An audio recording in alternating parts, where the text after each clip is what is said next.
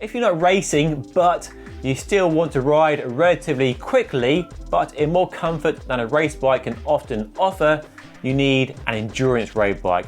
My favourite category of road bike by far, because they suit the riding us non-pros actually do. And over the last few years, I've ridden loads of the best endurance bikes you can buy. And in today's video, I'm going to share some of my favourite reviews over the last 12 months. So let's dive in. I'll start with the Giant Defy. For the last 4 months, I've been riding this, the new Giant Defy Advanced Pro, to find out whether it's the best endurance bike you can buy right now. The Defy is Giant's endurance road bike, designed for long days in the saddle where comfort is a priority. Think a more relaxed fit and geometry than a race bike like the company's own TCR. This new bike gets space for 38mm wide tyres, complete with mudguard or fender mounts, a lighter and more aerodynamic frame, full internal routing and improved comfort, largely achieved from a D-shaped seat post which can flex up to 7mm and a matching handlebar. This new model now comes in 3 levels with the introduction of a range-topping SL for the first time, and you see my review of that bike linked in the card above. But today we are focusing on a mid-range Advanced Pro. Giant has always been a brand that offers excellent value for money, and that's still mostly the case, but as with most bikes these days, they do cost a lot more than they used to. So the Defy range starts from £2,300, which I think we can all agree is pretty accessible, and goes right up to nearly £12,000 for the SL model I rode last year. This model sits bang in the middle of the range and costs £6,000, for which you get a carbon frame, fork, wheels, handlebar, seat post, an Ultegra Di2 12-speed group set, and Giant's own dual-sided power meter, which is worth pointing out. And you even get details like a computer mount and 2 bottle cages in that price as well. Now, for comparison, to put that price and specification in perspective, a Trek Domani SL7 costs you the same amount of money, and you also get a carbon frame, fork, wheels, and Ultegra Di2 group set, but you certainly don't get a dual-sided power meter, and you don't get a carbon handlebar. So to upgrade that Trek with a dual-sided power meter and a carbon handlebar would probably cost you about £1,000, give or take. So it definitely makes the Giant look better value for money than that Trek. So does the new Defy actually deliver? Well, let's hit the road and find out. So how does a Giant Defy Advanced Pro ride after 4 months of living with it? Very, very nicely indeed. It really is a Goldilocks road bike.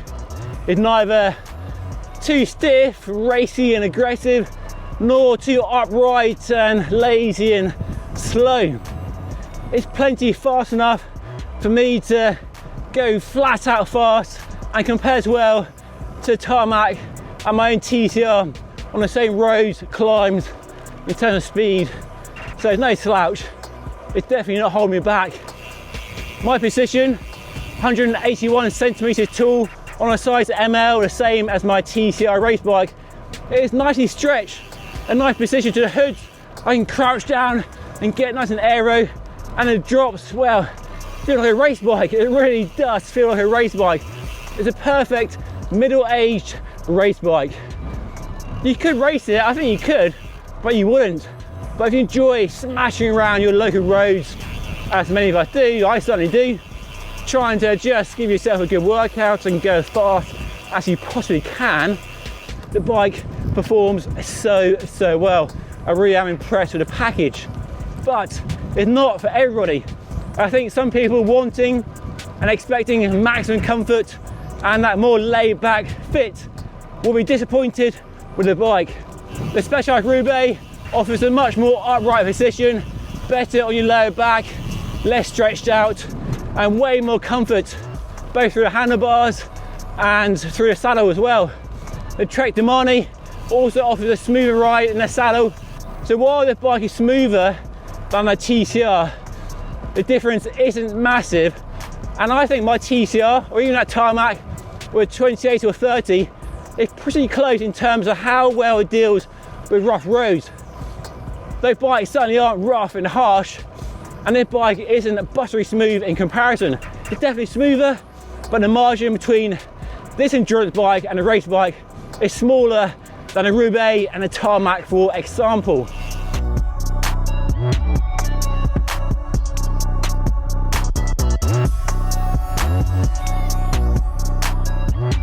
I do like the fact the geometry is just that bit more relaxed and laid back than a TCR. So when you're doing long, steady rides on your own, just getting the miles in or just enjoying the views, just a bit calmer and a bit more pleasant. The steering is still quite lively though, it's still quite an engaging bike to ride. It's just enough engagement to keep you excited and switched on, but not so snappy through the corners as a TCR race bike. I do think for a lot of people, perhaps myself included, this is probably a better bike than a race bike unless you're actually racing. But if you're not racing anymore, but you still want to ride a fast bike, but with more comfort and a slightly easier fit, then I think the new Giant Defy is arguably the best in class. The option to fit wide tyres and mud guards to this bike makes it a perfect 4-season bike. So for the last 2.5 months, or so 4 months I've been riding this bike, I've had full length mud guards on it from Giant with optional flaps, and it is a perfect UK winter bike. Going out in all weathers, rain, shine, hail, with the mud guards, the fatter tyres, the extra traction and comfort. It's a bike that lets you smash out the miles, get your training in, much more enjoyable than riding indoors on a smart trainer, as good as they are these days. And I see the decisions behind this bike really appealing to a lot of people. People who used to race perhaps and want a bike that can fit wide tyres to, perhaps the option for mud guards if you live in the UK, and a slightly calmer geometry and a slightly more laid back fit, but aren't ready yet for a very upright bike and a bike that could potentially feel slower than a race bike you're used to. This is a race bike, but just dialed back ever so slightly from 11 to 8, whereas many endurance bikes dial it right back to 5 or 6.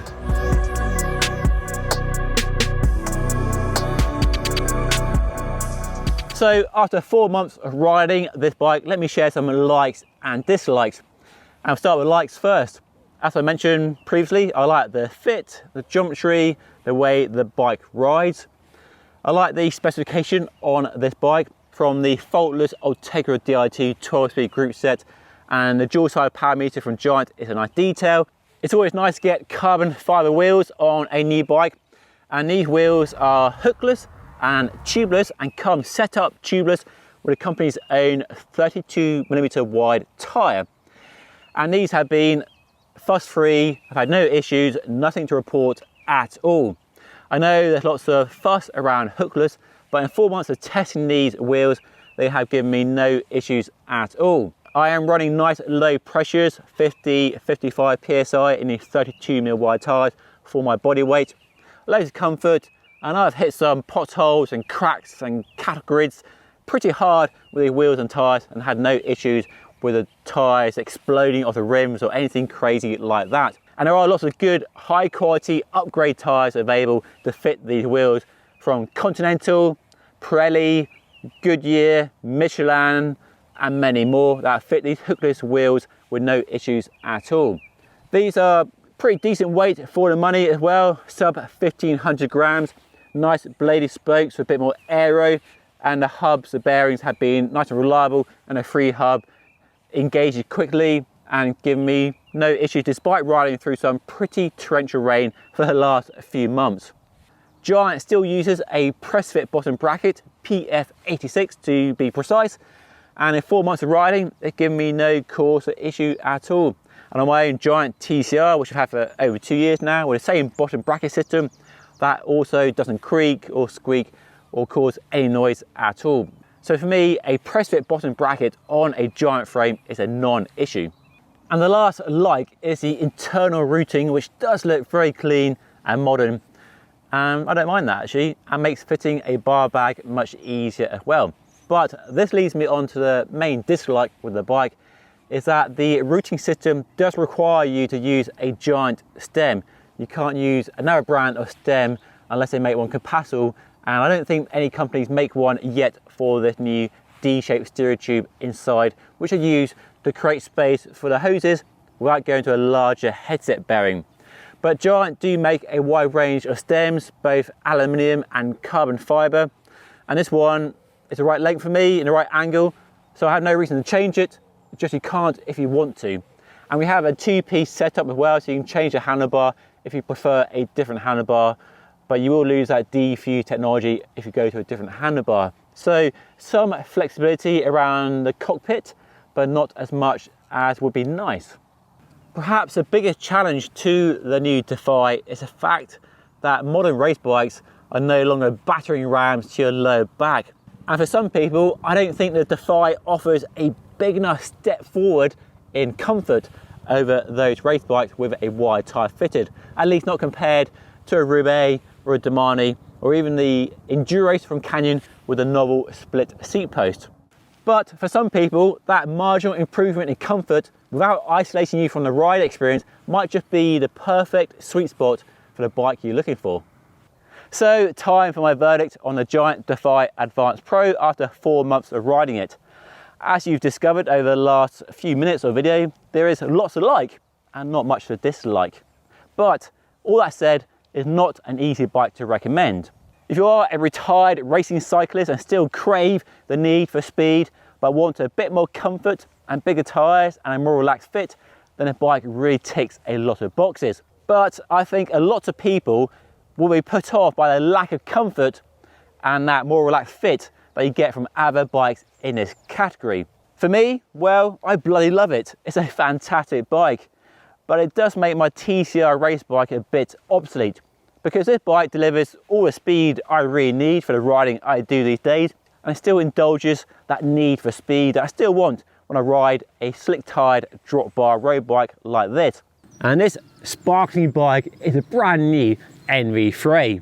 I've been riding the bike for the last couple of weeks, including a trip to Belgium for the Tour of Flanders Sportief, my absolute favourite ride in the world, a great weekend of road racing and cobbles and beer as well. And later in this video, I'll share my ride impressions of this bike on those roads and also my local roads as well. We'll talk about how it compares to other bikes in the endurance all-road category and how it compares to the Melee and the Mog as well. Right, let's dive in. So the new Fray is an endurance road bike, and we have space for up to 40mm wide tyres with a 1x drivetrain, and that drops down to 38 with the 2x I have here. And that puts the Fray in the same company as the Specialized Roubaix, the Trek Domani and the Giant Defy. So a good move if you want a road bike like this with the option to fit some nice chunky wide tyres and you don't want or need a gravel bike. Now it's really interesting that MV have launched a Fray and the way it slots in between the Melee and the Mog, and it makes a lot of sense because most bike brands have a race bike, an endurance bike and a gravel bike, and for lots of people choosing one of those three bikes is clear and obvious. But there are similarities between this and the Melee and the Mog, which can make it potentially tricky to choose the right bike for you. And if you want one bike that can do it all with changing wheels and tyres, then the Mog is probably a better fit. But I do know for some people, the 40mm tyre clearance might be all you need for the gravel you do.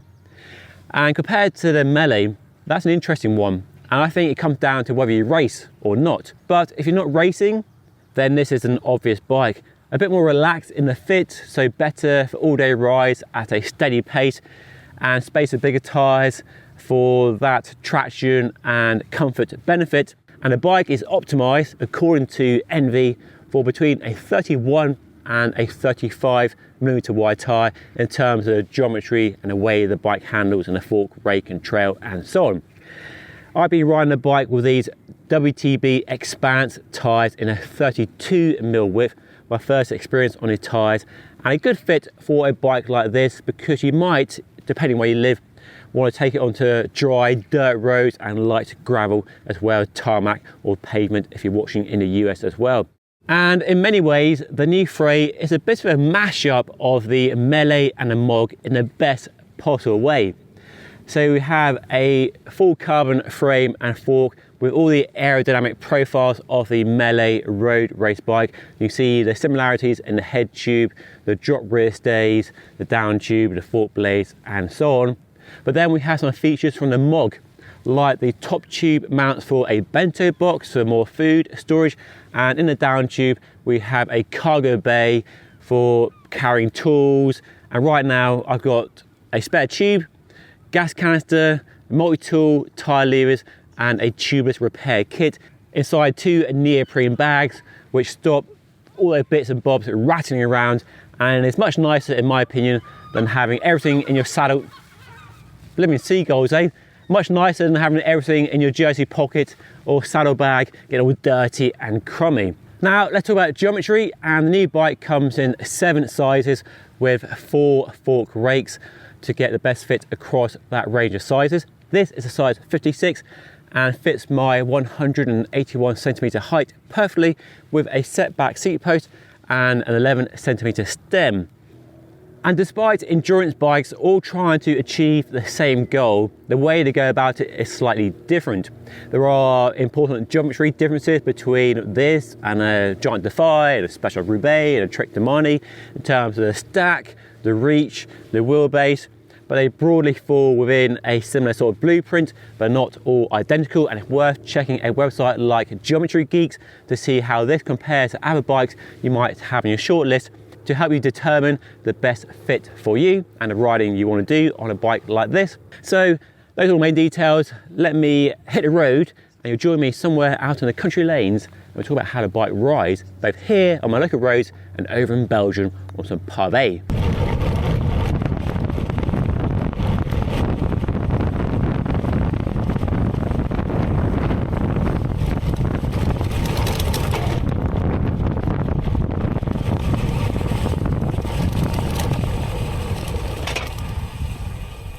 Right, okay, I've been riding this bike for nearly 2 weeks now, both on my local roads, which you see around me, and also a trip to Belgium for Tour of Flanders.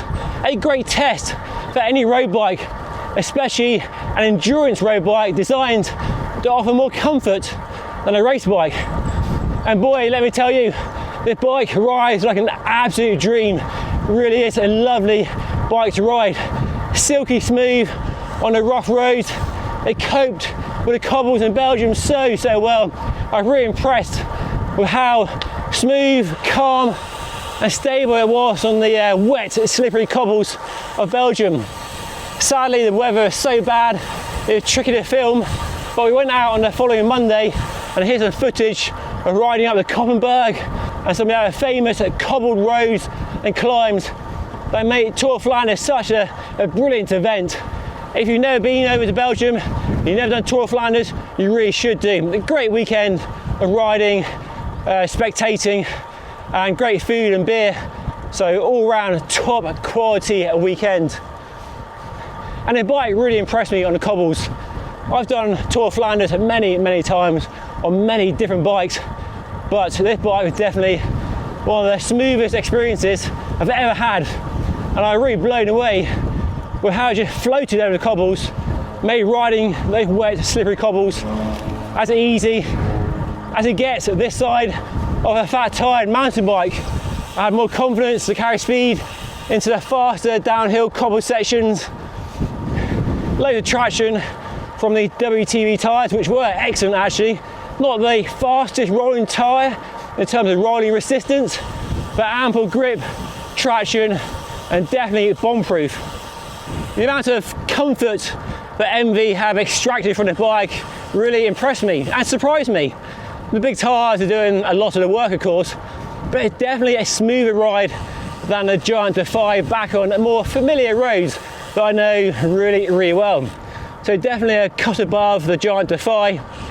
Not as good as the Special Roubaix in terms of outright comfort. There's no mechanical suspension isolating you from the bumps and the holes and the cobbles. But the simplicity of a bike like this, nice high quality frame, fork, seat post, and space of wide tyres is arguably all most people need these days.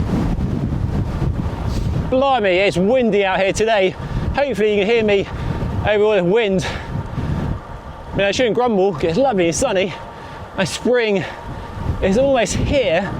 Definitely warmed me up today. But yeah, chuffing windy indeed. And unsurprisingly, the Fray does feel very similar to the Melee. The Melee was an impressively smooth race bike. This bike is definitely a touch smoother, but there's geometry differences, both the stack and reach, so a more relaxed fit, and then a longer wheelbase and a slacker head angle, which make it a much calmer, more relaxed experience. And it is a great set of numbers and angles that give a great sense of kind of road bike finesse and agility, but that planted stability of an endurance bike. And I can see this bike really appealing to those who don't want a race bike and don't want a gravel bike. I think this bike offers that nice sweet spot. Many people will be fine on the Melee. That takes up to 35mm wide tyre, remember? And the Mog might be a versatile option if you want a road stroke gravel bike in one package. But if you want a nice relaxed fit, but a fast, lightweight, great riding, endurance road bike, space of wide tyres and mudguard fender mounts, this is definitely a really good option. I mean, it's a lot pricier than that giant Defy. The frame sets alone is nearly the price of that entire giant Defy I tested with the same old Tegra DIT group set. So it's certainly not a cheap bike, it's definitely premium, but Envy are known for making cheap components, cheap bikes and wheels, and that's the price you pay if you want an Envy. Nobody forcing anybody to buy an Envy, but the ride quality of this Envy is clearly a few steps above the giant Defy, which, as you remember if you saw my video on that bike, was a bike that impressed me greatly. And here's a question for you, or not really a question, but more of an observation. I'd rather personally have an endurance bike with a slam stem like I have right now than a race bike with a stack of spacers. If you are riding a race bike with a big stack of spacers to make the bike fit, then arguably it's not really the right bike for you. You would be better on an endurance bike, and it looks better, it gets slammed, no ugly spacers, and then you benefit from a slightly longer wheelbase, a slacker head angle that makes it just a nice experience to ride.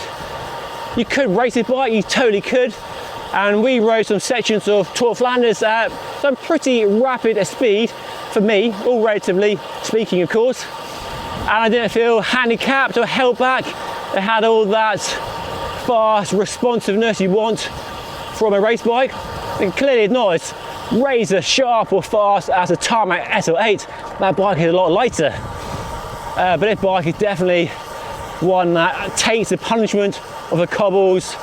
It looks after your body, your back, fatigue levels are almost non-existent. A really fine package indeed. And then the colour, I love this colourway. It looks fantastic.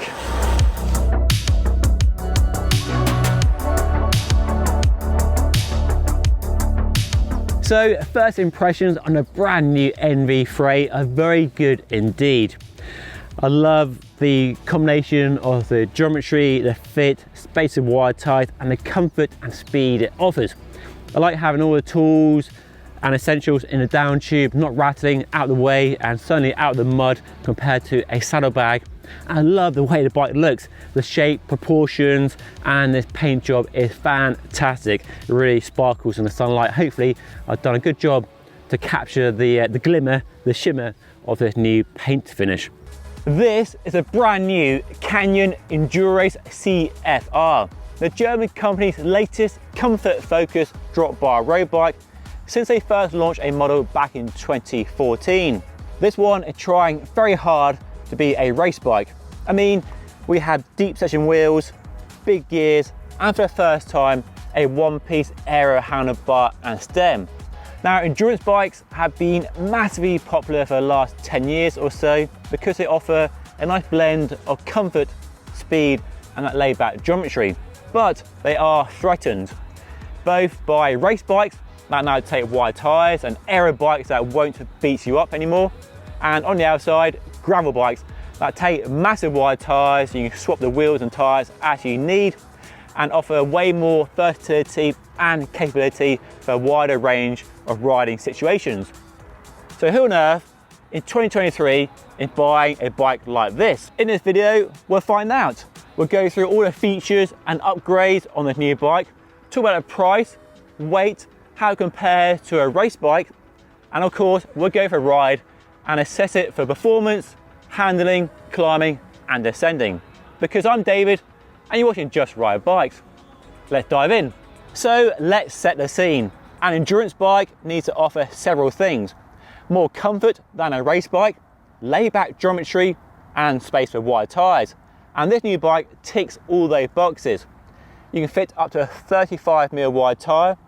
We have more laid-back geometry than a race bike, and loads of comfort in part thanks to that unique split seat post back there. This one is a bit special though, and the clue is in the name, CFR. It represents the pinnacle of Canyon technical knowledge and engineering know-how. We have the best of the best carbon fibre to make the frame as light as possible, and then we have the best components from the best brands in the business. DT Swiss wheels, Shimano Duro Di2, and we even have a 3D printed computer mount on the handlebar as well. Very snazzy indeed. That does mean a hefty price tag though.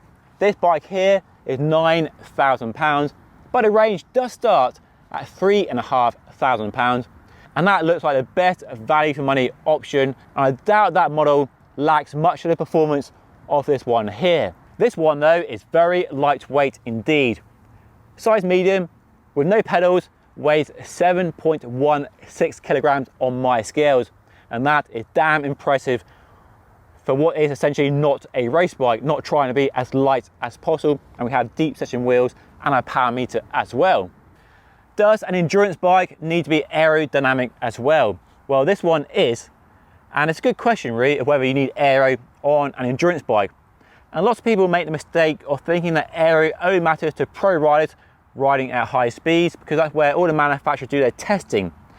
But aero matters to everybody, even at slow speeds. And if you're riding a course, a sporty, say, at slow speeds, you are facing the air and the wind more of the time. So you stand to benefit just as much as a pro.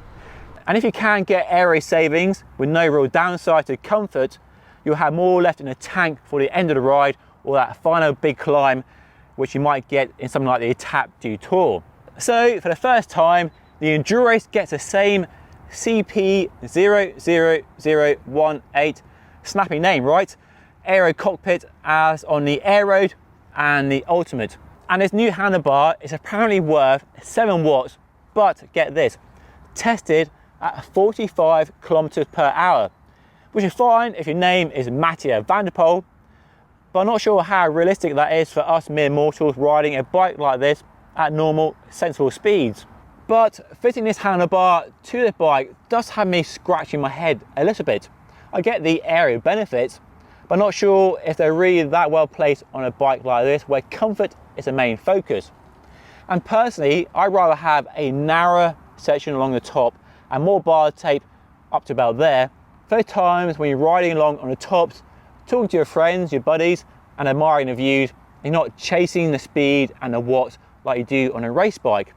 And the other problem is it's bloody difficult to fit any accessories to the handlebar, lights, computers, phones, whatever it is.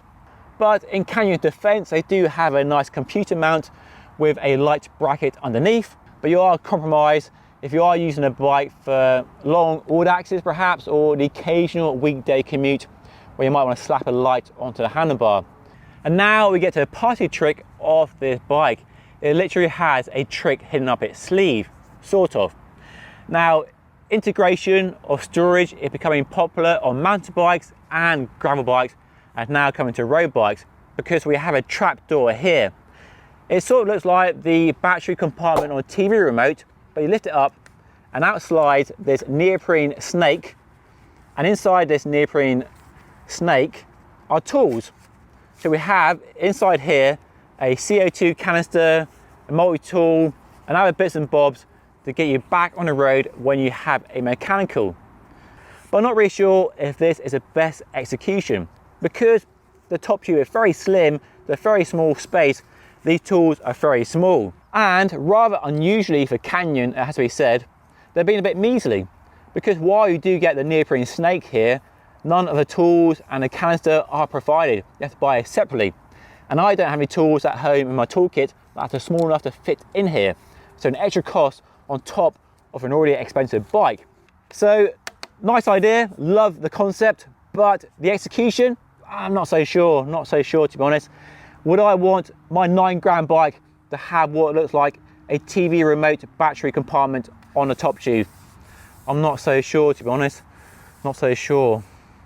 Comfort is the main reason for buying an endurance bike, and here the Endurace really impresses on 2 fronts. Firstly, the geometry. It's more laid back than a race bike, and that puts the handlebars higher and closer to you. If you're riding once or twice a week, this is a better fit for you than a race bike. And then the other reason for the amazing comfort of this Endurace is this seat post, the VCLS, which many of you probably know and already have. It's a very unique split carbon fiber seat post that allows up to 20 mil of back and forth movement, but how much movement you get depends on the roads you're riding on and how much you weigh. I'm not sure if I can really feel 20 millimeters of movement, but you do really notice it working compared to a fixed carbon seat post. And then the third component of the comfort of the bike are the wide tyres. The frame and fork will take up to a 35 mil wide tyre, and the bike comes spec'd with an interesting mix of a narrow front tyre and a wide rear tyre. So we have a 30 at the front for more aero, then a 32 at the back for more comfort, because more of your weight's at the back of the bike, so you want a bigger volume, and there's less weight at the front where aero is a factor, so a narrow front tyre makes a lot of sense. I might try it on my own giant TCR over the next few weeks and see whether a narrow front tyre and a wide rear tyre is the way to go. Another gripe is the lack of any mudguard or fender mounts on the frame and fork. I don't think there's any excuse for an endurance road bike not to have eyelets for mudguards. I know fitting mudguards is a very British thing, but they are very sensible, even in the summer, like now when it is raining. Being able to fit some mudguards and go out for a ride and not get absolutely plastered from all the rain and mud and other stuff on the roads is a fantastic benefit. And when you have all this generous clearance, being able to fit some mudguards seems a no-brainer. And for me, it's another nail in the coffin of an endurance bike like this, and another reason to choose a gravel and adventure bike. And probably another factor why gravel bikes are becoming so popular, because they offer more versatility for mudguards and also extra bottles and bags for long distance riding, which is becoming very popular. Okay, gripes aside, this is a very lovely bike to ride, and it's the comfort that most impresses. The smoothness is just incredible. It floats over the roads, potholes just disappear underneath you. You don't notice them at all, just remarkable. The bendy seat post and the wide tyres work so well together. But don't think it's slow, don't think these fat tyres sacrifice speed, because this is one seriously quick bike. It's not quite as electric or agile feeling as a race bike like the company's own Ultimate, but it gets up to speed really nicely, and once you get up to speed it's really stable and calm and reassuring too. The big tyres help there, as does the geometry, so a bit longer in the wheelbase and a bit slacker in the angles, and makes it a very pleasant experience when you're barreling down a steep descent. Just gives you more confidence than a race bike, which can be kind of agile, which is a good thing, or twitchy, which is not so good. The bike is not twitchy at all. And that really is the sort of handling you want for a bike designed for sporties and grand fondos and going the distance, where you want that comfort, you want that calm, reassured handling, never gonna throw up any unpredictability or catch you out when you're tired and fatigued. So on that front, it's a fantastic combination. It climbs very well too, low weight, high stiffness helps on that front, But I do think a compact chain set rather than the 52-36 would help. It definitely helped me a lot as my fitness is not really up with pushing these big gears up these hills. I'm not really sure why we had quite a racy setup on an endurance bike like this, but there we go. With space and wide tyres, you could encounter light gravel or dirt roads quite happily, but here in the UK, in a typically wet summer, you'd be knee deep in mud if you do go off-road. But the wide tyres for the country lanes I ride on, which right now are covered in dirt and gravel and cow poo, these tyres give you that extra reassurance, a bit of extra grip, and really look after you. Where a race bike on skinny rubber can feel a little bit skittish on these sort of roads because they're not riding big main roads like the pros are when they're closed, having to contend with very badly maintained back country lanes to stay away from the traffic, and for the pleasant experience riding on the myriad of country lanes the UK has to offer.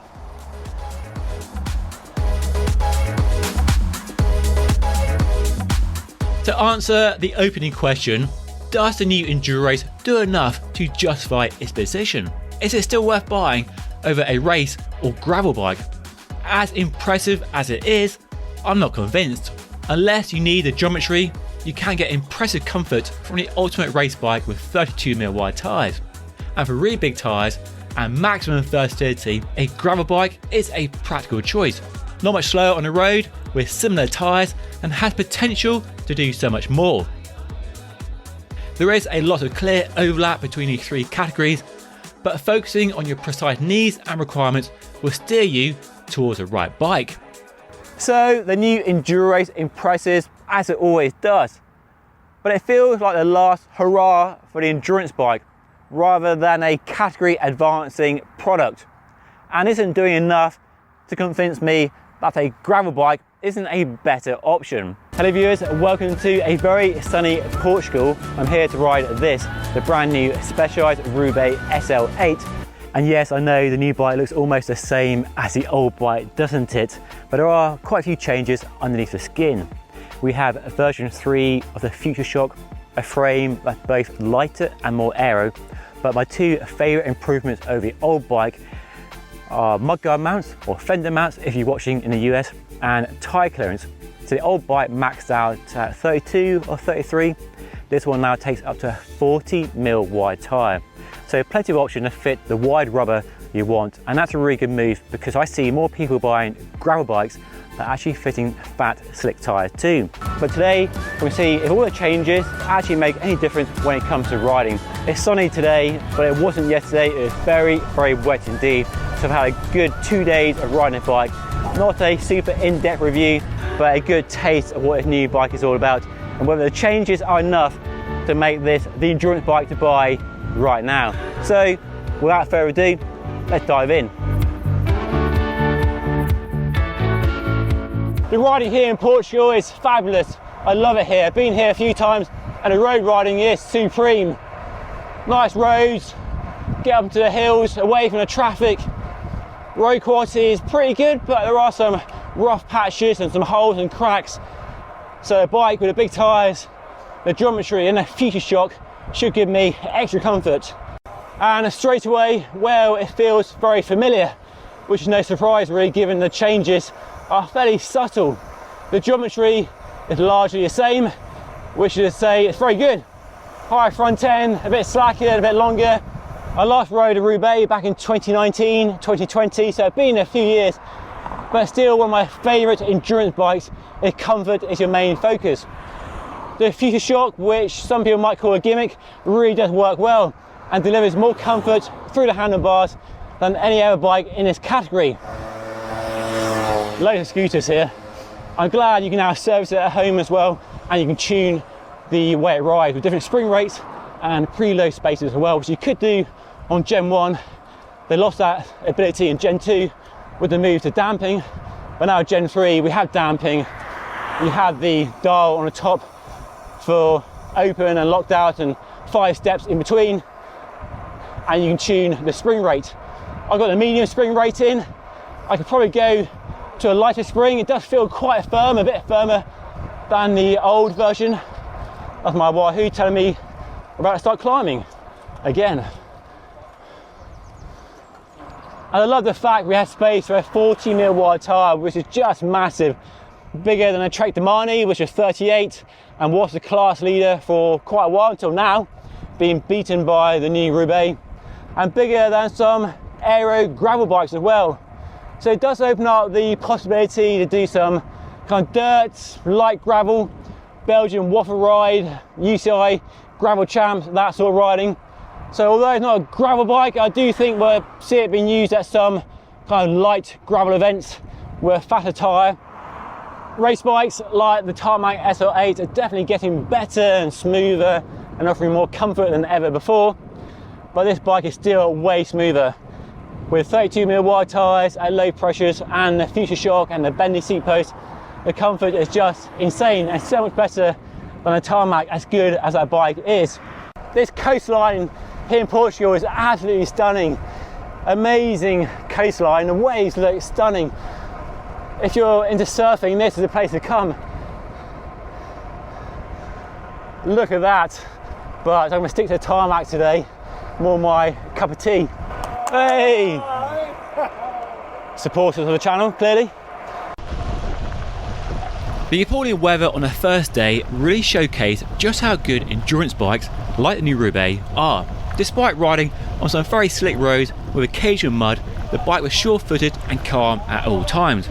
This all-weather ability is where it really impresses. I was also very impressed with the tyres on the bike. Through the pouring rain, in the bends and corners, they offered high levels of grip and traction and never felt like they might slip out at all. Very confidence inspiring indeed. And our group suffered no punches either, which was equally impressive. Some mud guards would have been just lovely though, which this new bike does accommodate. The geometry is tried and tested, more relaxed than a race bike like a Tarmac, which does suit most riders in my opinion better than a race bike. You can actually reach the drops and use them more frequently than a slammed race bike with no stress on your neck or back. And even cruising along on the hoods, the fit is not cramped at all. The roads in Portugal are mostly smooth, but we did find some cobbles, and while they won't compare with the ones in northern France, they did give us an insight into how the bike offers good comfort on crappy road surfaces. The Future Shock is uncanny in how it filters out all the vibrations through the handlebar. In a softer setting, it's really plush, and even in the firm setting, it will still blow through on a big pothole or crack in the road. This new version does feel a bit firmer though, but you can tune it with 3 different springs and preload spacers. I like the fact you can turn it off or adjust it somewhere between open and locked out. But to be honest, after riding the bike for 2 days, as I did with the old Roubaix, I just leave it open all the time because I'm not really losing much when I'm riding on smooth roads or climbing or sprinting by having it open. So there's no real kind of efficiency loss or anything like that, but you can lock out if you prefer. I'm still not really a fan of the hover handlebar. I like the relaxed geometry of the bike, of course, but I would take a normal handlebar, just get the front end a little bit lower and a bit closer to the Tarmac. It's interesting that Specialized didn't try and make the Roubaix even racier and more aero and take some of the Tarmac influence into the bike. And it doesn't feel as fast as the Canyon Endurace I reviewed recently, which has an aero handlebar and deep setting wheels.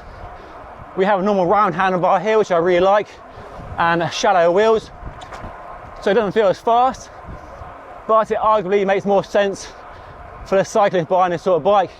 Outright speed isn't the main focus of this bike. Comfort and being practical more important considerations really, because the limitation of the Future Shock is you can't go fully internal with the cable routing. But I don't think that's really a bad thing. Yes, internal cable routing might be more aero on an aero race bike, but this sort of bike, you probably don't need it. So Roubaix is a bike designed for going a long way, and this is Jack who takes going a long way to another level. So you're riding the Roubaix, the perfect bike for your adventures? Yeah, I love the Roubaix. I've been lucky enough to try Tarmac, Athos and Roubaix. And Roubaix is my bike of choice because it allows me to go longer day after day in comfort, so it ticks all the boxes in my eyes. What's the biggest challenge you've ever done? The longest ride you've ever done? Wow, the longest ride, like I've ridden over 1,000 kilometers non-stop. 1,000 kilometers non-stop? The hardest thing was 2022, 52 Everests, 52 climbs and 1,000,000 meters of elevation. And it was a matter of keeping myself in good stead to ride day after day after day. And while the Ethos was a great bike for climbing, I actually did most of it on the Roubaix because of the comfort factor and the ability to back up the big days day after day. So is the comfort a bigger priority for you than like aero and outright speed? Comfort's definitely the priority, but I think the best thing about this bike is you don't sacrifice the speed. You're not really making those sacrifices, and I think it's a great all-rounder. Any tips for a normal cyclist like me to kind of ride a longer distance I'm used to? I think the biggest thing comes down to your eating, so making sure you stay well fueled. A good analogy is the fuel in the car, so if you're not putting petrol in the car's not running. So think of the body as the same thing, put the fuel in and your body will keep running. Yeah. Good advice there, Jack. No worries. We'll have a climb coming up, so better hunker down. The downside to the Future Shock is it does keep the weight of the bike higher than our endurance bikes. There's no getting away from the mass of it. And they are saying 7.3 kilos claim weight for a SRAM red top level bike. I'm on a SRAM rival access bike and it's probably about 8.5 kilos. I haven't got some scales, but if I find some, I'll flash the weight up on a screen now. But it's not a heavy bike and the comfort benefits probably outweigh the slightly higher weight of the bike. So has the new Roubaix SL8 done enough to retain its position, quite wahoo, its position at the top of the endurance bike category? Because I do think it's one of the best endurance bikes if you value comfort over all other metrics. Well, yes, I think the wide tyre clearance is probably the most fundamental change to a bike that we'll see it becomes very popular over the next few years. And where I see a bike doing really well is appealing to people who right now are buying a gravel bike and fitting a fat slick tyre too. That's really popular. I see lots of you doing that. So here's a bike that is arguably a better fit for that customer, cyclists who are buying gravel bikes but not actually using them for gravel adventure, but using them for road riding, and they want the big tyres for comfort, traction and control. And it's a bike that further blurs the lines between road, endurance, all-road, gravel, adventure, whatever you want to call these niches.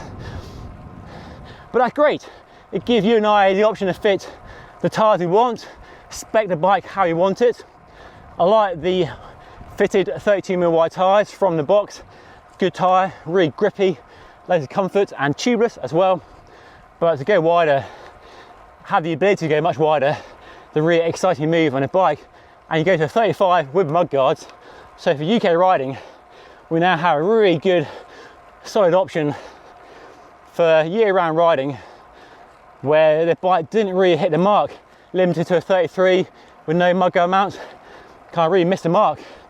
But finally, Specialized have addressed the failings with that old bike and made it one of the most interesting, exciting endurance bikes currently available. This morning I've been riding the brand new BMC Roadmachine behind me, the company's updated endurance road bike, now with space for wide tyres up to 40mm, in line with other bikes in the category like Specialized Roubaix, like the MV Fray and so on. Improved comfort, down tube storage, rear lights built into it. So in this video, I'll give you an experience of what the bike is like to ride, as much as I can tell you with a short breakfast ride along a 17-mile drive, which is a stunning road along the coast here. And what do you think of the new Castelli Espresso kit I'm wearing right now? Cool new range of clothing, loads of colours, matching or mismatching if you want, jersey and bib short sleeve, long sleeve because it's a bit colder this morning. I'll put a link to their Saddleback website who support the channel right down below. Anyway, I'll take you back to a few hours ago and riding the new BMC Roadmachine.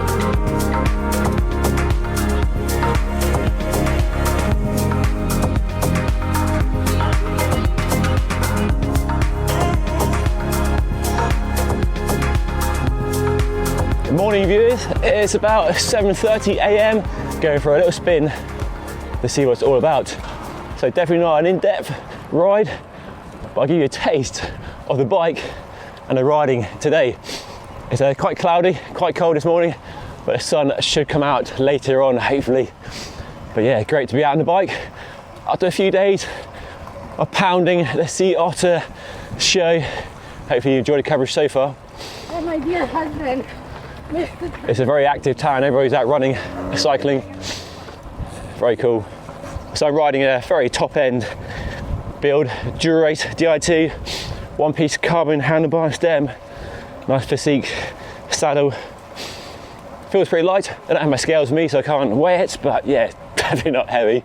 So now we're on a 17-mile drive, which somebody told me, as that massive house there probably suggests it's one of the most expensive roads in the US, if not the most expensive, which means it's probably the most expensive road in the entire world in terms of the value of the properties that line this amazing, twisting, curving road on the Pacific coast.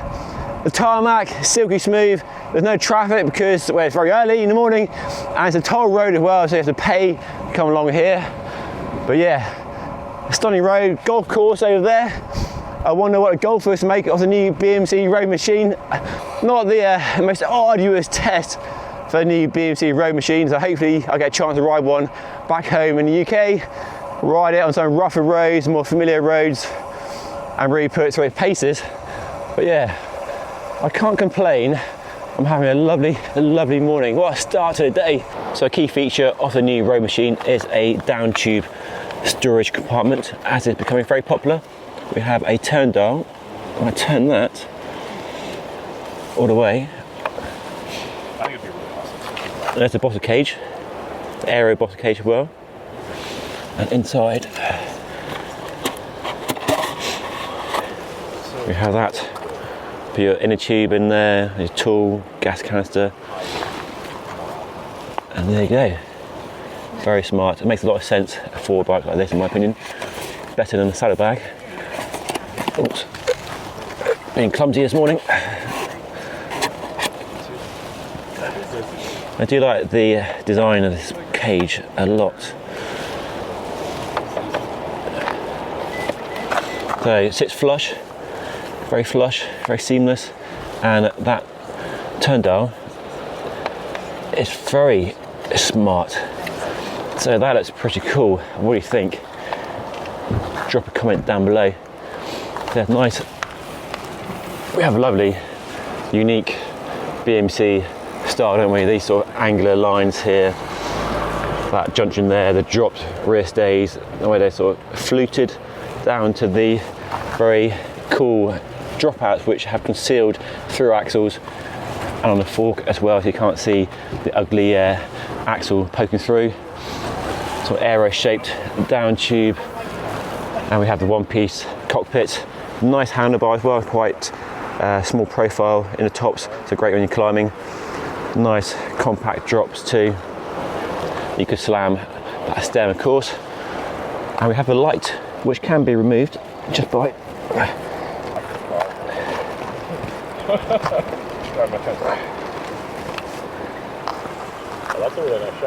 and there's the rear light. So it's removable, but it has a hole, so you probably don't want to leave home without it. You know, it's also what you don't see until you get it close. Quite difficult to push back in, but my hands are freezing cold. I can't do that at all. I just had his on. So you press that button for 5 seconds and then... Do you know the run time of that light? It's like 3 hours. 3 hours, okay.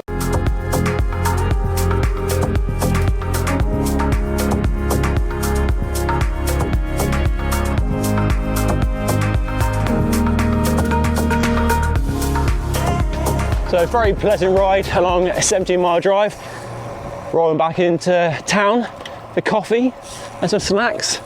the update to the new Roadmachine are clearly a good move.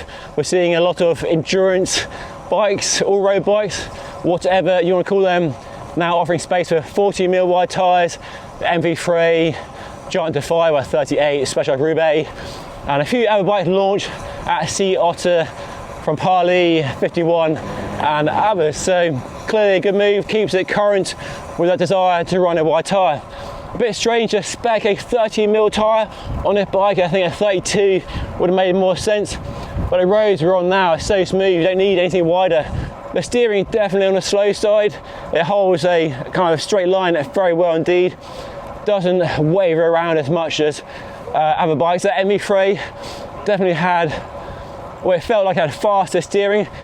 They say it's also more compliant than the old model, 27% more, which is a whopping amount, and does tally with my impression of the old bike being a firmer, harder riding bike. So, but again, these roads are too smooth to really assess the comfort aspect.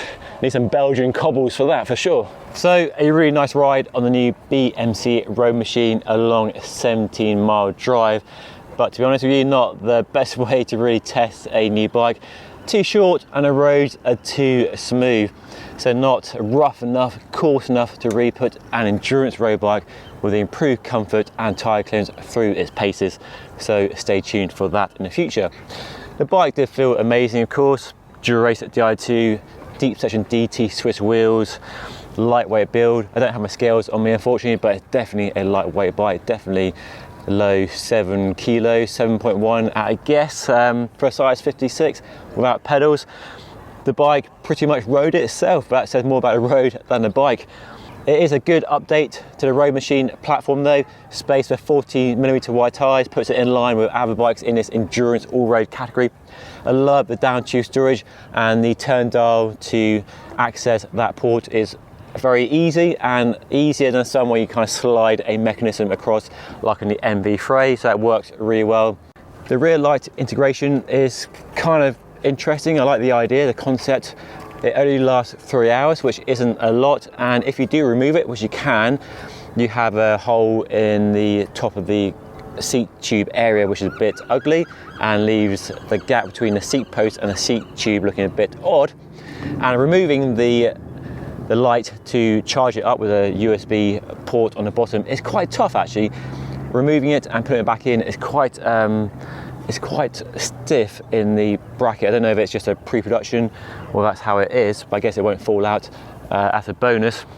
It's a bit odd to spec an endurance road bike with a 30mm wide tyre, but on that route didn't really need a wider tyre, but a 32 would make more sense given the clearance for a 40mm wide tyre. Can't wait to try a bike with some wide tyres, a 35, even a 38 to see how it copes with some wide tyres, and of course ride it on some dirt roads and some gravel to see how it can handle that sort of two bikes in one with different wheels and tyres on it. But yeah, good first ride on the new BMC Roadmachine, a fun first ride, a bit different to what I'm used to back home in the UK.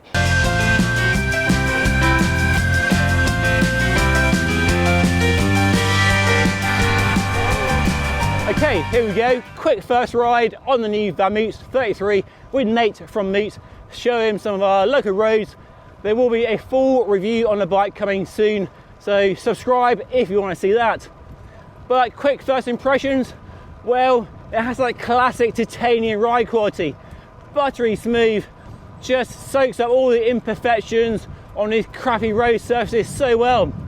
And it's as smooth, or smoother than, many good high quality carbon bikes with the same size tyres. And this new bike, despite the plain gauge tubing and the lower price, although it's still expensive, doesn't appear to have lost any of the sparkle of a Moots top end road bike.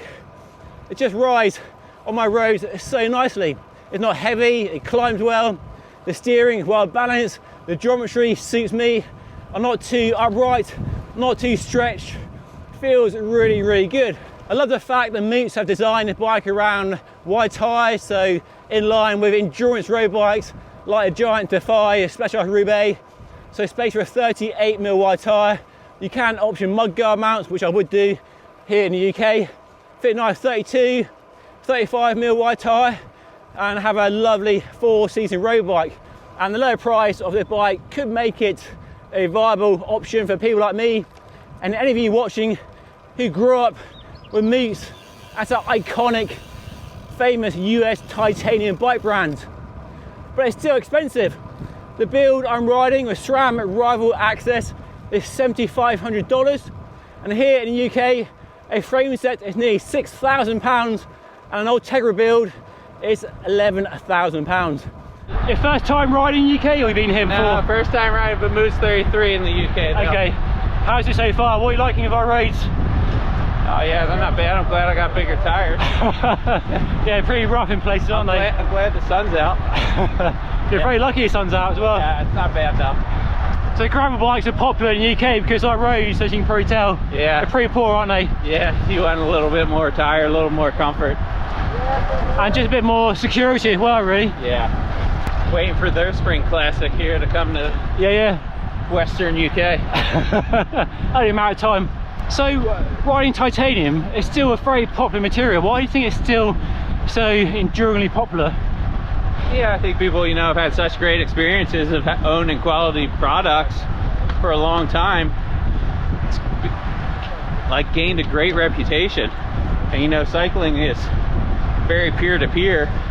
So you have a good riding buddy of yours or a mate, they've had a Thai bike, you're likely to be inquisitive and give one a shot.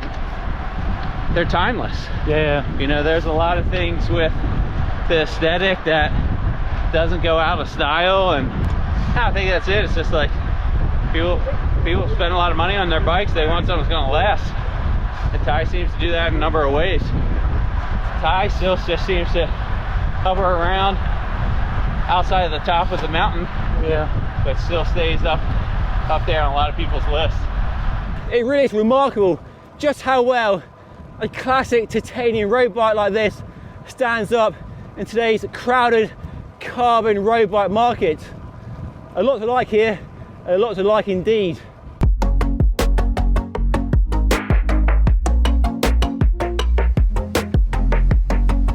This is a brand new giant Defy endurance bike, the company's 5th generation model, and which they say is lighter, smoother and more efficient than the old bike. And in this video we'll find out just what that actually means and go through all the changes on this new bike. Let's start with the frame then, which is all new, and there are 3 levels to choose from as well depending on your budget: Advanced, Advanced Pro and the SL, which I have here. And this SL has a claimed frame weight for a size medium of 785 grams, which is very impressive for an endurance bike with all the space for wide tyres it has compared to race bikes. And for comparison, that Factor O2 Vam I reviewed a little while ago, which is a pure climb bike, has a frame that's only 55 grams lighter than this one here. So a very impressive frame weight for sure. And a good looking frame as well. I like the shape of the down tube, the drop rear stays, that thin top tube and a nice fork blades as well. The fork is all new too and lighter than the old one. We have space for up to 38mm wide tyres, and all bikes come spec'd with 32, so not as good as the new Roubaix at 40, but 38 is probably wide enough for most people. We have mudguard mounts as well, front and rear, which is nice to see. There are no extra mounts for bottles and bags as we saw on the Roubaix. Whether it's a good thing or not depends on your point of view and what you're using the bike for. And then we have fully internal cable routing with their own handlebar and stem, and the brake hoses go underneath the stem into this oversized head tube, and probably does point to where the new TCR might go with the next update of that platform. And it is a very clean looking bike for the category as well. And something that Giant is clearly proud of is the fact there are no suspension or shock absorbers built into the bike. Trek have their ISO-speed decoupler, Specialized their Future Shock. So rather than add any complexity to the bike, they instead rely on the carbon fiber layup and the shape of the tubes. And they say that the shape of the rear triangle, the drop rear stays and the new seat posts deliver 42% more compliance than the old bike, which is quite an impressive improvement over a bike that was already very smooth indeed. And a key feature in delivering the smoothness it claims to do is what they call Defy technology, something they first introduced on the Defy back in 2018 or 2019. And this is simply a D-shaped profile used on the seat post, the seat tube, the fork blades and the handlebar, claimed to give more compliance than any other profile. And the seat post itself is a very extreme vision of the concept.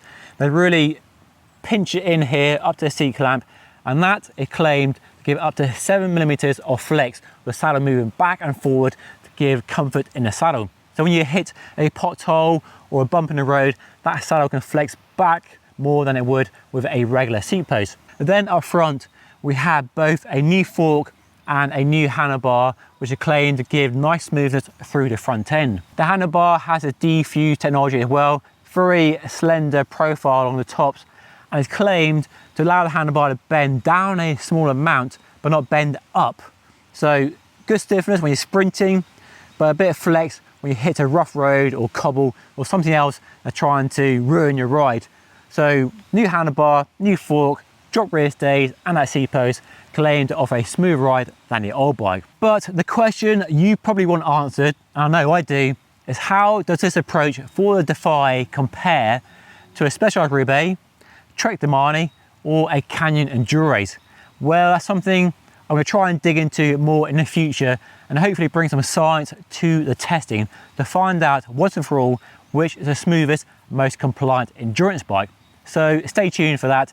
A sub to the channel would be tremendous. The good news is that the new Defy starts from just over £2,000, so a very accessible price point. And here in the UK at least, there are quite a few bikes costing between £3,000 and £5,000, so a good bunch of mid-range options. This bike though, well, this is a top of the range model, the Advanced SL0, and costs nigh on £12,000 or $12,000 or euros. So a lot of cash, but it is the Halo product, the top of the range, throw all the bells and whistles at it, and my goodness me, is it a good looking bike. And is it light? Is it ever? This is a size ML, and it's 7 kilos on my scales, without pedals, with cages and a computer mount fitted, which is damn impressive for an endurance bike with big fat tyres and all that focus on comfort. And that is lighter than many race bikes that are trying to be as light as possible. And that low weight definitely makes it an even more enticing option against the onslaught of race bikes that are getting ever better in terms of comfort and compliance, and really pushes, for me at least, endurance bikes back onto the main stage of contenders when you're buying a bike like this. To have all the comfort and smoothness and practical details like wide tyres and mud guards and a low weight is pretty amazing.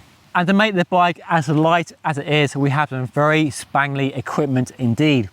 We have a SRAM red AXA group set, you know the deal now, removable batteries, wire shifting, hydraulic disc brakes, and we have a power meter as well, a proper dual side left-right power measuring device.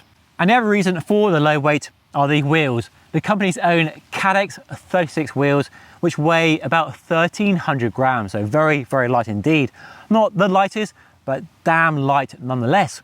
They have a wide, shallow carbon rim, tubeless, hookless only, with these carbon bladed spokes that look really cool, and aluminium hubs, and look amazing. And the tyres are also from Cadex, a 32mm wide filed tread pattern, the same width you get on all bikes, right down to that base model, costing just over £2,000. So nice light wheels, wide tyres, carbon seat post and handlebar, nice saddle, and this bike comes with a Boss cages fitted and a computer mount for Wahoo or Garmin computers. Now, we all know that race bikes, like the company's own TCR or a Tarmac for example, are focused primarily on being as light, stiff and aerodynamic as possible. But race bikes are generally getting better when it comes to comfort and compliance, thanks mostly to spacer wide tyres.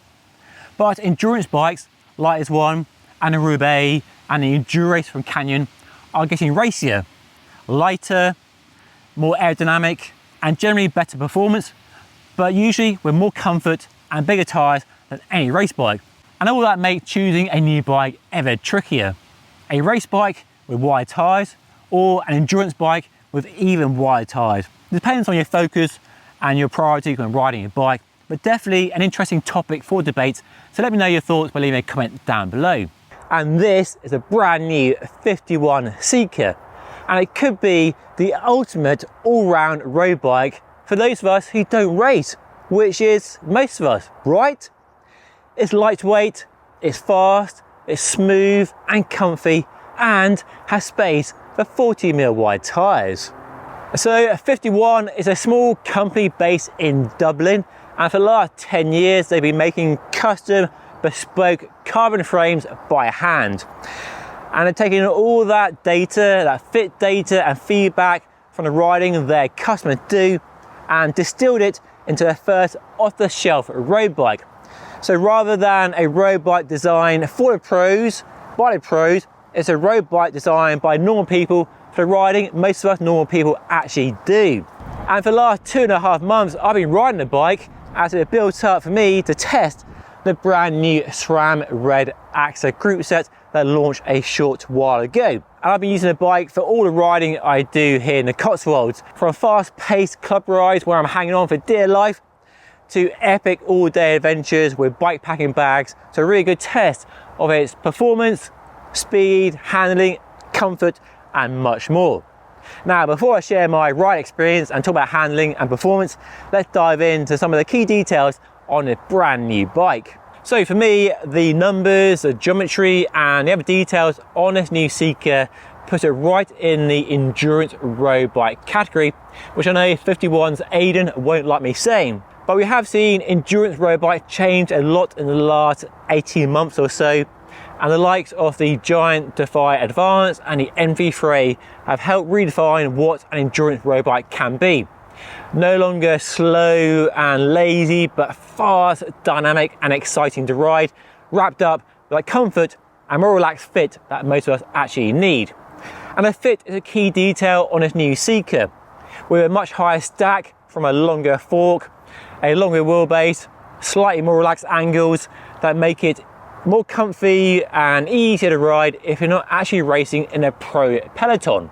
And because we have that extra height, there's no ugly spaces here underneath the stem.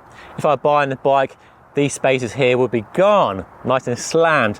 And I see far too many race bikes with a stack of spaces to get a fit that person needs, because they're not racing. They don't spend 30,000 kilometers on a bike to get used to that slammed, aggressive, low front end. So a handlebar position and the hoods and drops, of course, relative to the saddle, that gives a fit a position that most of us mere mortals can live with for anything longer than 2 or 3 hours. The new Sika is packing some cool details, and for starters, it's a good looking bike, although that kinked fork crown has taken me some while to get used to it, but it has grown on me over time. Now the frame is super lightweight. They're claiming for a size medium a weight of 690 grams, which is right in the Specialized Tarmac SL8 sort of ballpark. But this frame, being a pre-production frame, it's a bit heavier at about 900 grams. But even that slightly heavier frame, this bike here, in a size large with no pedals, is 7 kilos, which is lighter than some race bikes I've had here on Just Ride bikes. So details include the company's own one-piece carbon fiber handlebar and stem with full internal routing, and it's a nicely shaped handlebar with swept back design and 3-degree flare in the drops. But you can, if you want, fit a regular handlebar and stem, which I did when I first built the bike. So you're not tied into that system if you prefer something else. So fully internal up front for maximum aero. Then moving back, we have a regular round 27.2mm seat post and an external seat clamp, which I love, love, love.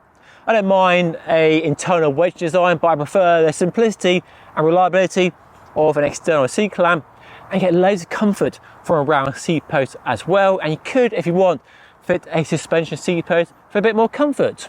And while the front of the bike is aero optimized, it's not actually aero wind tunnel tested, with a big down tube and a nice slender top tube, we have a super skinny rear stays for maximum comfort. I love the way they attach to the seat tube there. And then some really big chunky stiffness enhancing chain stays.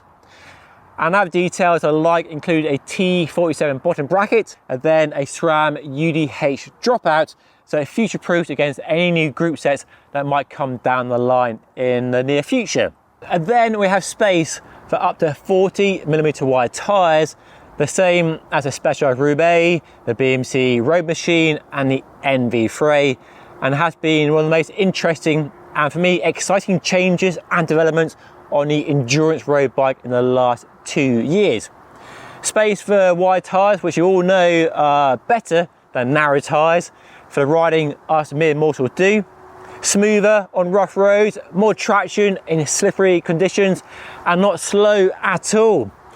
And for my time testing the bike, I've mostly been riding the new Zip Goodyear 30mm wide tyres on these wheels, and also more recently these Grand Prix 5000 STR tyres in a 32mm width, which actually measure 33.6. If you are looking at the Sika and wondering what other bikes you could compare it to, there is lots of good company for it. And the thing is with endurance road bikes is that there is no single blueprint for the geometry and the numbers.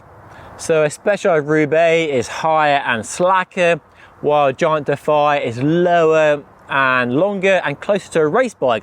And a Sika is definitely at the racier end of the spectrum. The other thing that separates bikes in this category are the extra mounts you might get for the versatility you might want from a bike like this. The Fray, for example, has down tube storage, mounts on the top tube and fender mudguard mounts as well, which are features this new Sika doesn't have. And since I gave Canyon a bad time for Endurace road bike not having mudguard mounts, it's only fair that FiftyOne get the same criticism.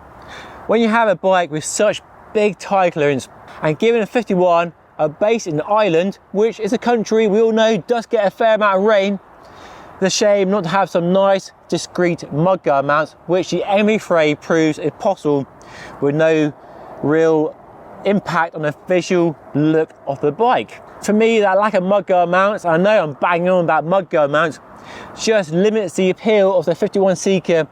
So people looking for one bike they can use for summer sporties and then winter riding with mudguards fitted.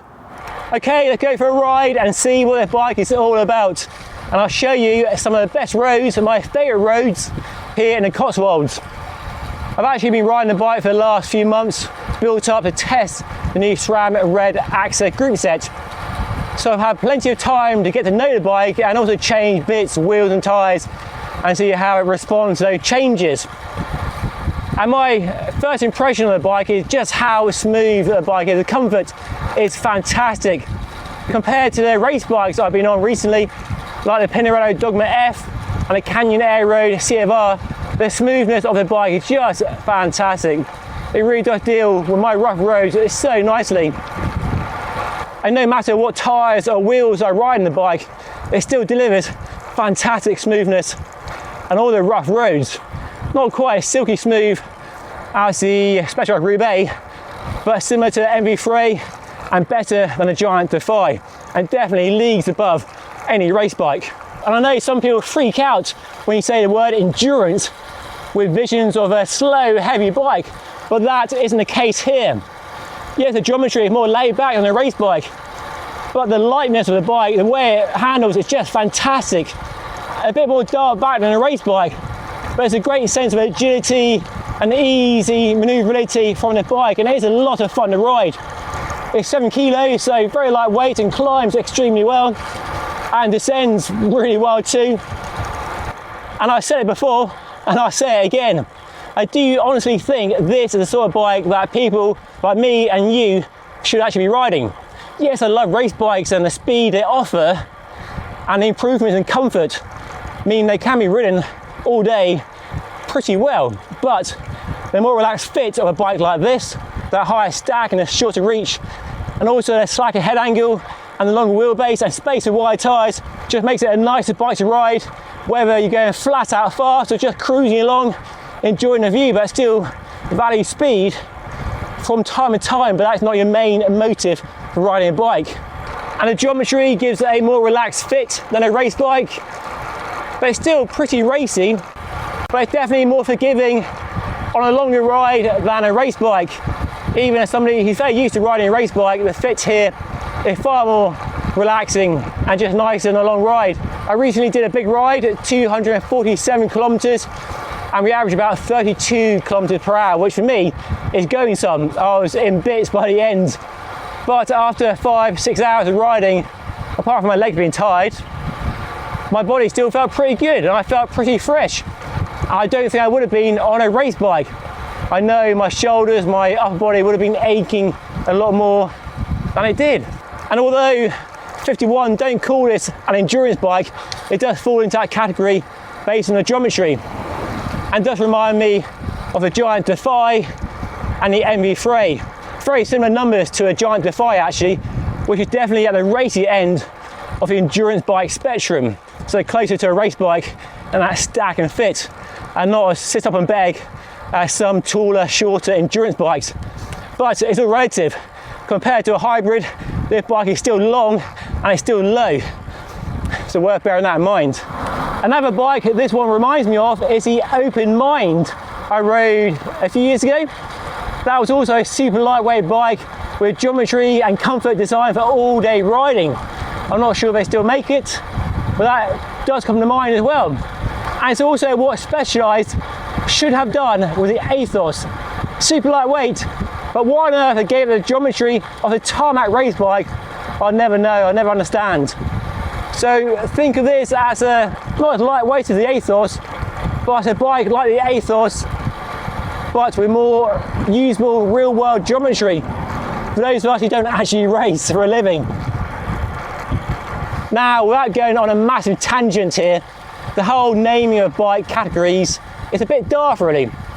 We have race bikes like the Tarmac and Madone and the Air Road, and then endurance bikes like the Defy, the Roubaix and Demani, which used to be called sporty bikes back in the early 2000s, and now some people are trying to call them or rebrand them as all road bikes. And we have gravel bikes if you want to go off-road or do a bit of road and off-road all on one bike and different wheels and tyres. And it was speaking to Aidan from FiftyOne at Ciotta got me thinking about this. And it's really his idea, to be honest. Why don't we call bikes like the Sika, the Defy, Roubaix, Demani, just a road bike? No sportive, no endurance, no all-road, just a road bike. A road bike for us normal people to ride here in the real world.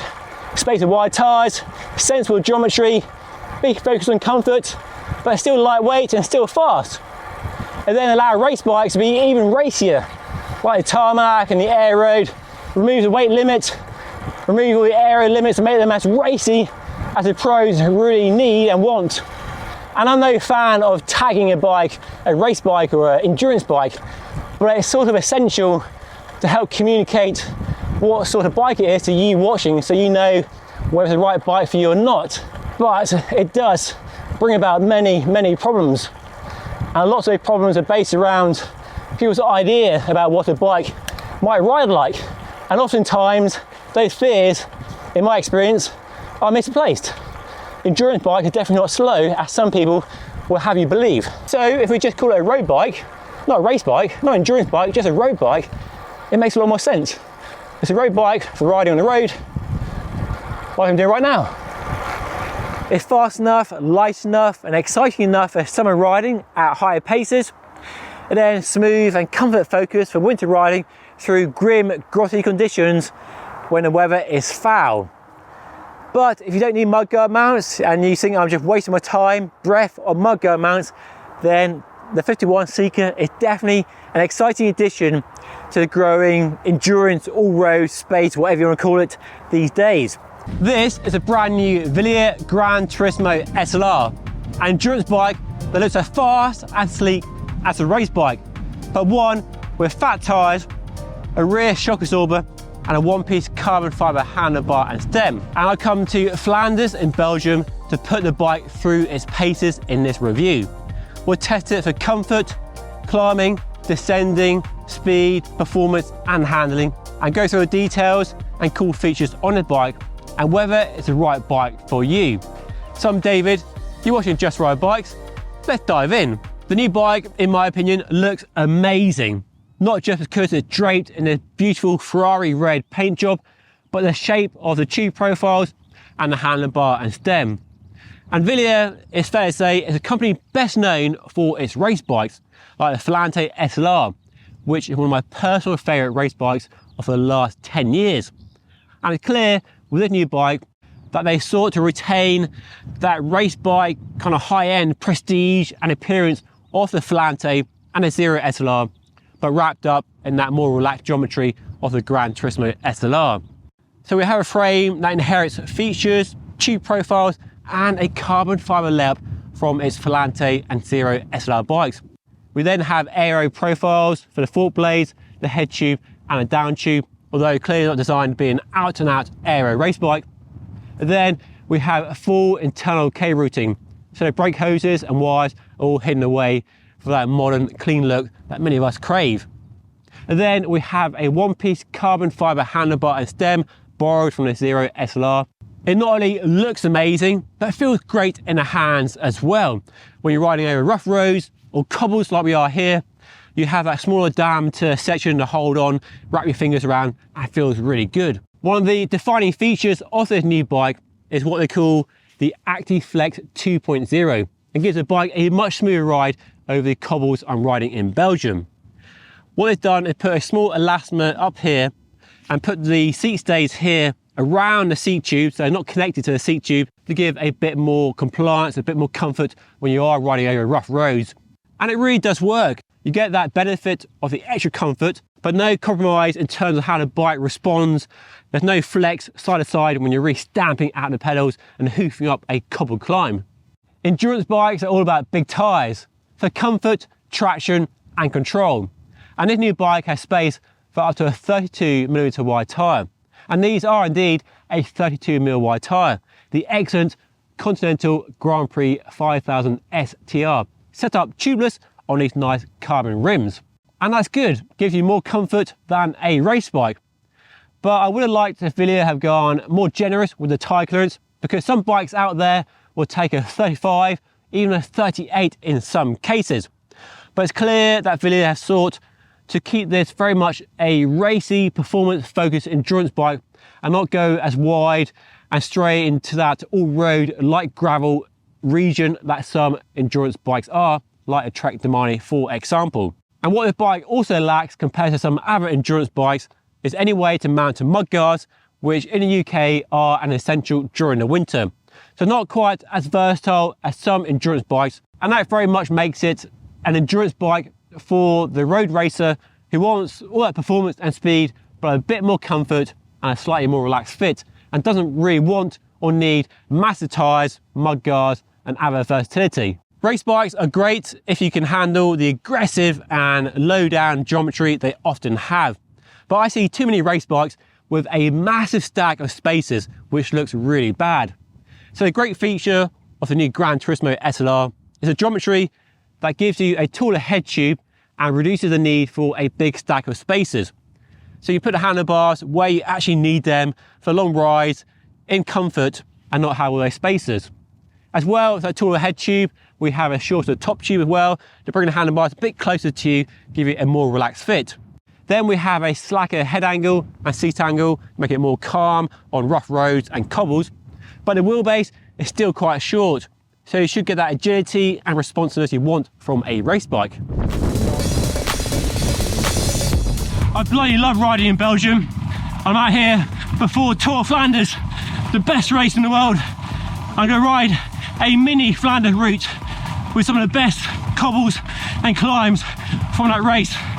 I'm on the Quermont right now.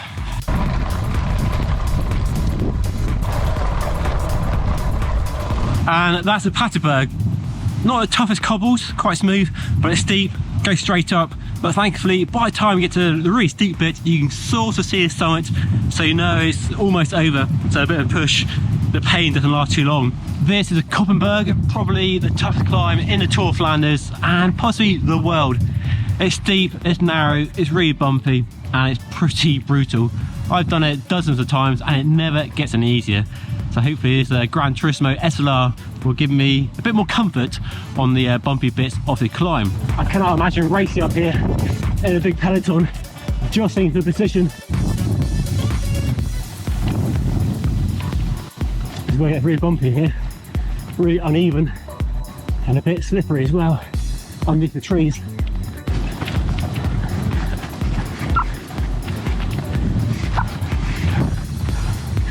Got a bit of wheel spin there.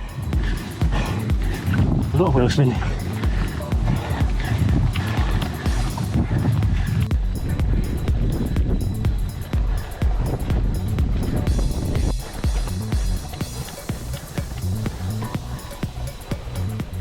Riding in Belgium was a lot of fun and a great test for this new bike, and I think it performed extremely well. More comfort than a race bike, like my own giant TCR, which I also rode on the same cobbles over the weekend. A nice relaxed but not too laid back geometry, and all that fizziness I want from a race bike, but slightly dialed back.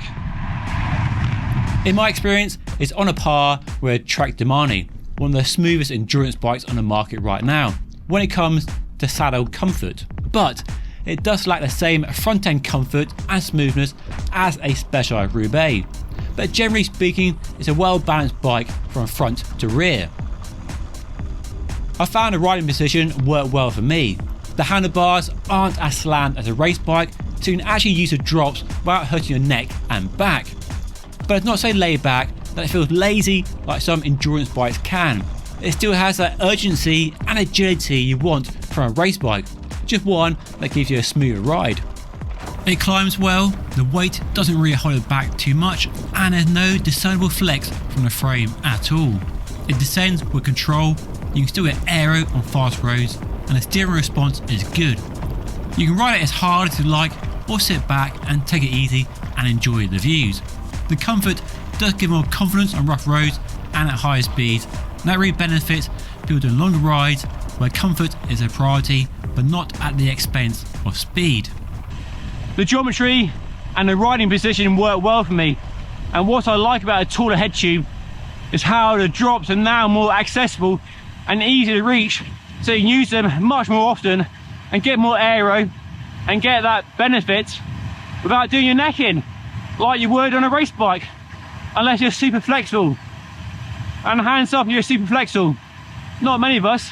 And I like the fact the geometry doesn't give a really lazy, laid back ride. It's still full of fizziness and that agile ride character you want from a race bike. Overall, I found it a lovely bike to ride, and one that suits my riding aspirations well. I like to ride fast when I can, but I don't race, and I do value comfort. The GranTurismo for me gets that balance perfectly right. If you're a retired racing cyclist, it's a bike you'll fall in love with straight away. It looks like a race bike, but has endurance bike comfort.